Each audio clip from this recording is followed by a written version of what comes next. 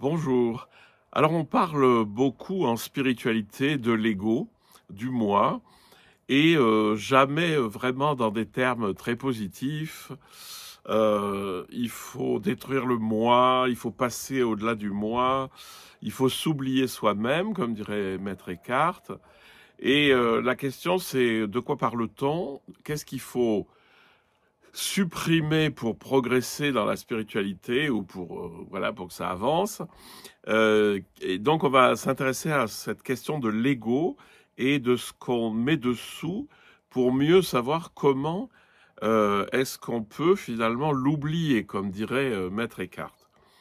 Alors, évidemment, je vous redéfinis pas ce que je dis toujours, c'est que la spiritualité vise à ouvrir notre conscience, notre monde intérieur, et du coup à lâcher tout ce qui nous enferme et à laisser cette ouverture aimer le monde. Et alors, que fait l'ego dans tout ça? Enfin, qu'est-ce que l'ego? Alors, l'ego, c'est pas compliqué, c'est du latin et ça veut dire je. Mais le je, quand on insiste, hein, en latin, vous n'avez pas de pronom personnel, hein, on dit pas je fais, mais c'est dans le verbe lui-même qui a la forme qui nous permet de savoir quel est le sujet. Mais quand on rajoute ego, ça veut dire moi je fais, moi je dis, moi je veux. Voilà.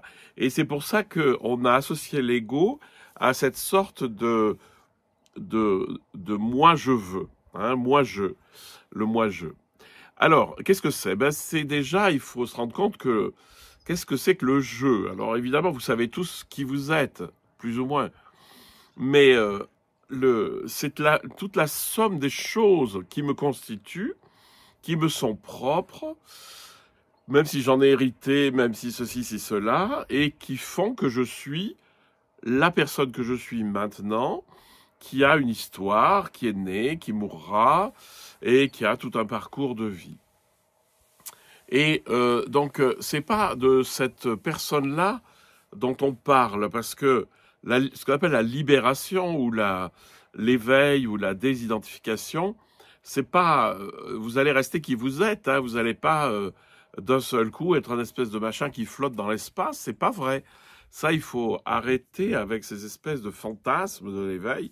L'éveil, c'est une chose extrêmement naturelle. C'est notre état naturel lorsqu'on est ouvert, lorsque la conscience est ouverte et aimante et pas rétrécie. Voilà, c'est un peu tout.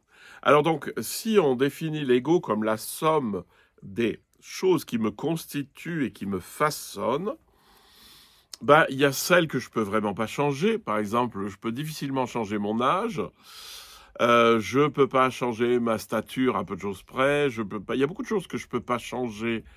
Je peux pas changer beaucoup de choses, bah, toutes mes choses corporelles. Il y a des choses que je peux un petit peu modifier, mais pas trop. Et dans l'intériorité, dans mon caractère, on peut peut-être changer plus de choses que l'on croit, parce que en fait, on sait très bien que le cerveau est plastique et donc jusqu'à la fin, le cerveau peut changer et vous pouvez vous débarrasser de certains conditionnements ou au contraire en acquérir d'autres. Et ça sera un peu le sujet des vidéos suivantes. Mais là, ce que je vous ai posé, c'est le jeu, c'est la somme des choses qui me constituent, la somme de mes conditionnements.